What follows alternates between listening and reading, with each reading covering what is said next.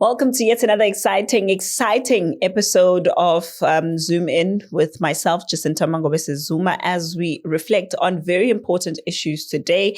You know that we have our interviews on Sunday, but midweek we get into topical discussions and conversations, and we always touch on things that are important for the country. Today, joining us is one of the most famous whistleblowers that I know in the country.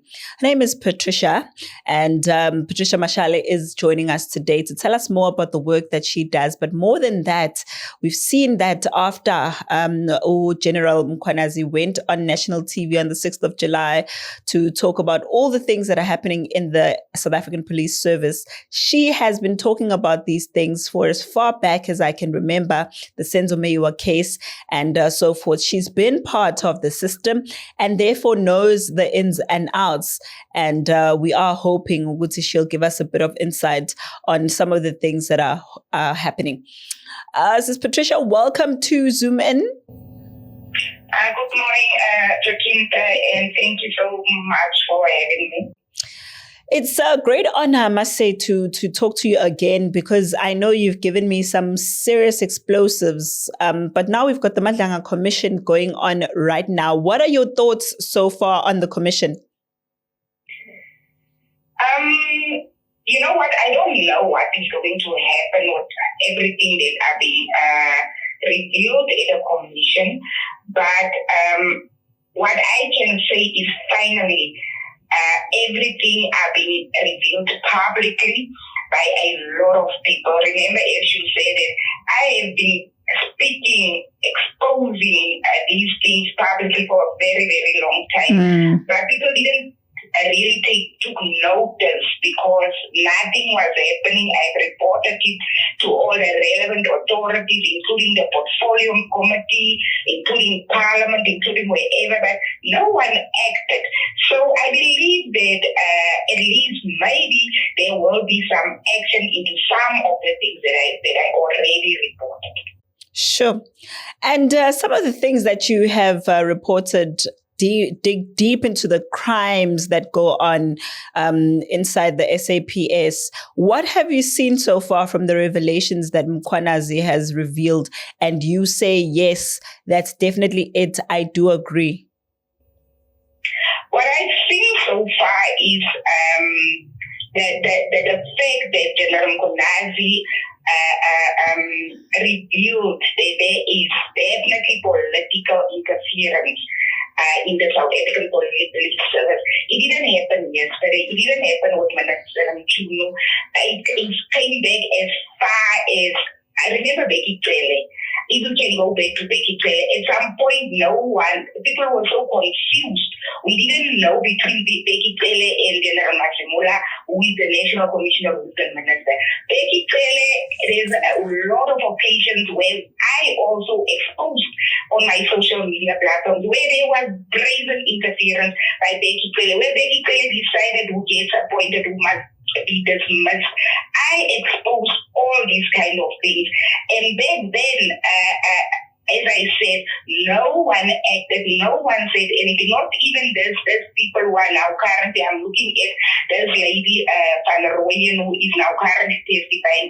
They never reported it anywhere. They knew it was unlawful, as you say. They knew it was unlawful instructions, but no one of them went and reported it somewhere to say, you know what, Becky Cele is interfering. I believe if it happened, if these people followed procedure, and if these people did what they were supposed to do, knowing that I'm not going to comply to unlawful instructions, things would have happened back then. I have been dismissed from the South African Police Service as a very junior member because I refused to comply to unlawful instructions, and I exposed it. So you're saying about a lot of things and mentioning the name of former police minister Becky Cele. How thick is his involvement in all of this?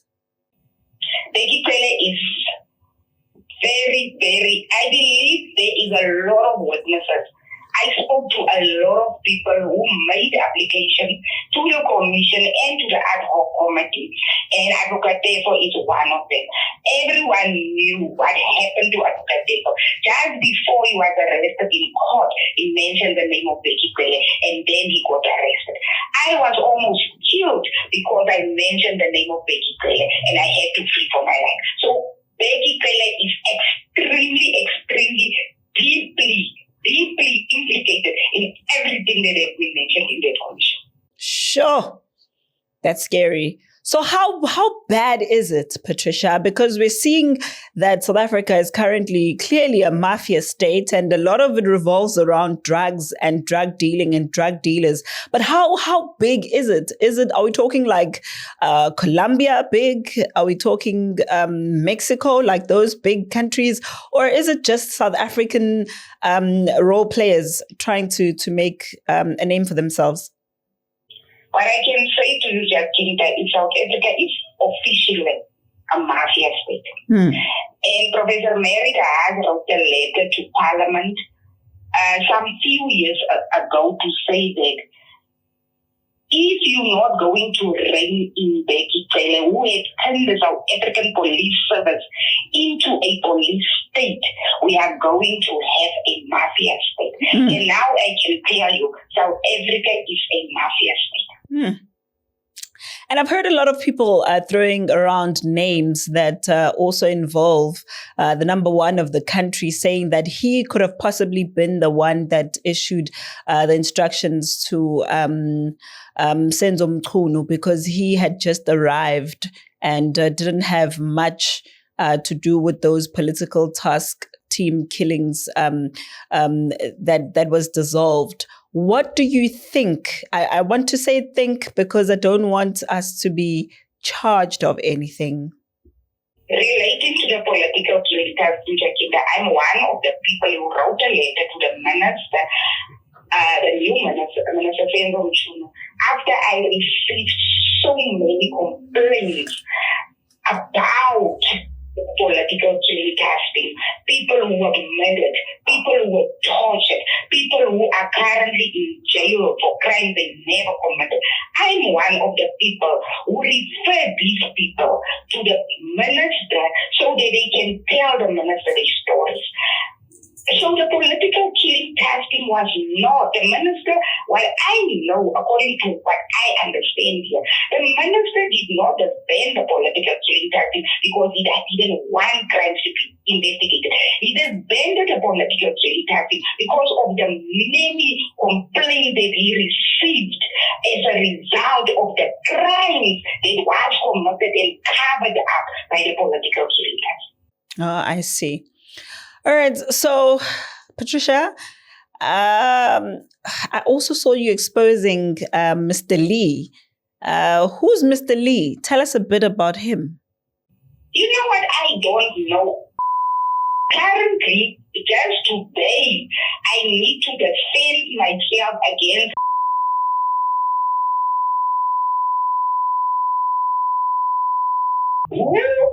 because remember I posted a question to say, because I watched after I watched that video in court, I went on social media, I posted the question to say, is there the same who is sponsoring the SAPS Excellence Awards?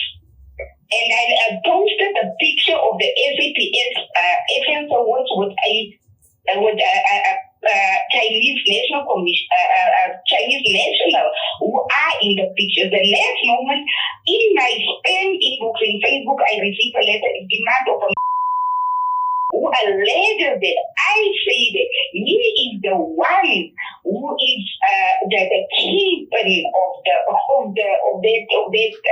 human trafficking and I indicated to them, and they demanded that I should retract my statements, I should apologize, and I indicated to them that say I am not going to retract any statements or make apologies because I did never I never made any allegation. I posted a question, and then I was served with a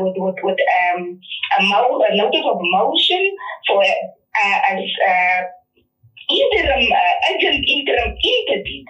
Now, is indeed the person in the pictures who is sponsoring the South African police service, but also implicated in corruption. I have a case number in crime. Sure. I have a case number where illicit cigarettes were found.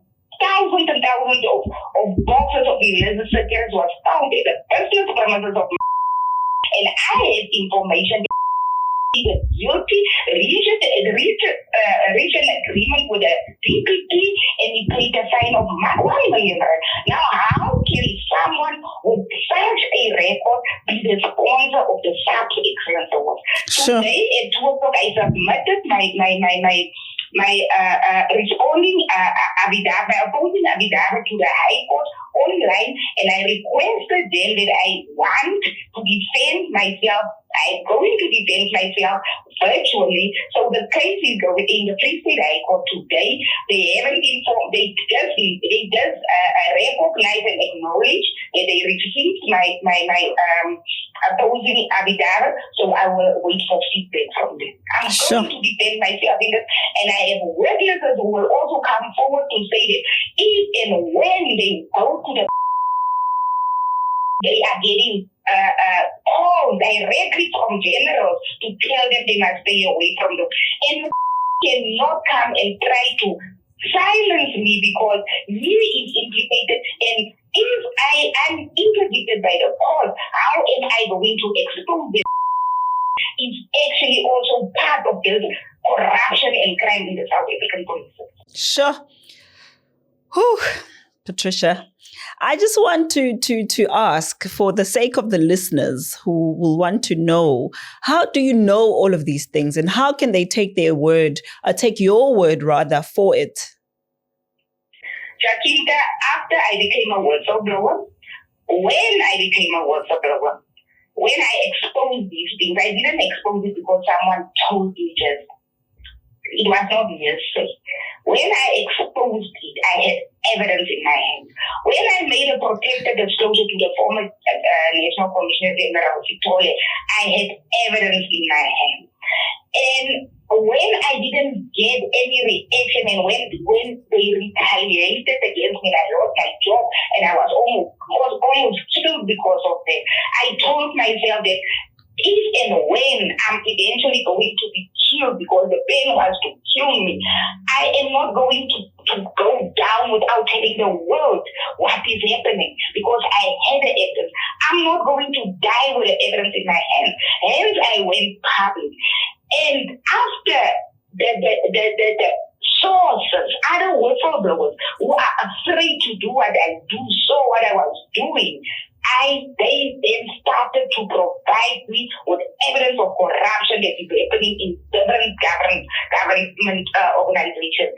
Hence, when I go public with anything that I report in the public, already know that I have evidence what I'm saying.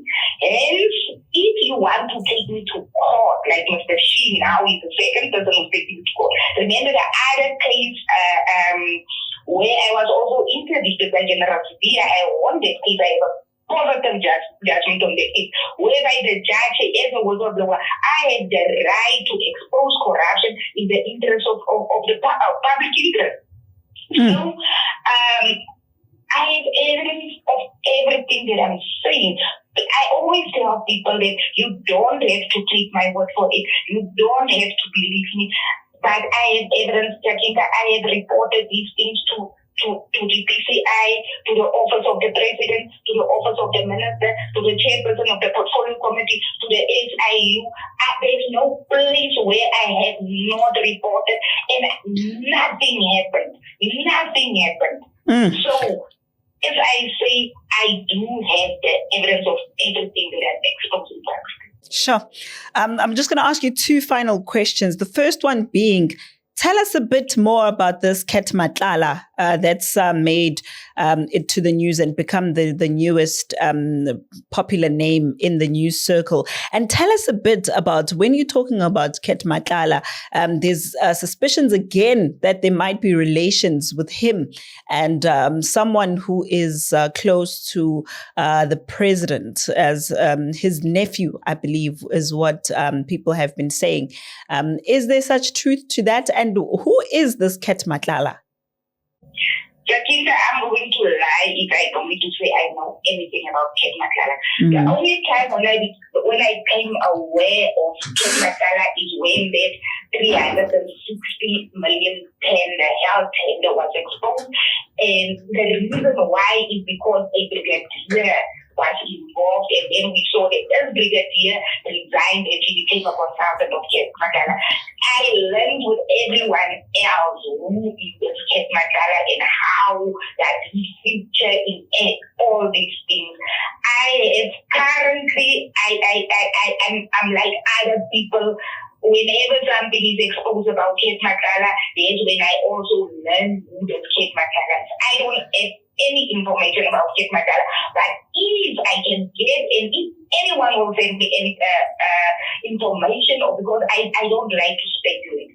I really don't like to speculate. When I say something, when I expose something, I want to have evidence in mind. If anyone can send me evidence or information of Ket Matlala relating to anyone, I will definitely expose. Wonderful.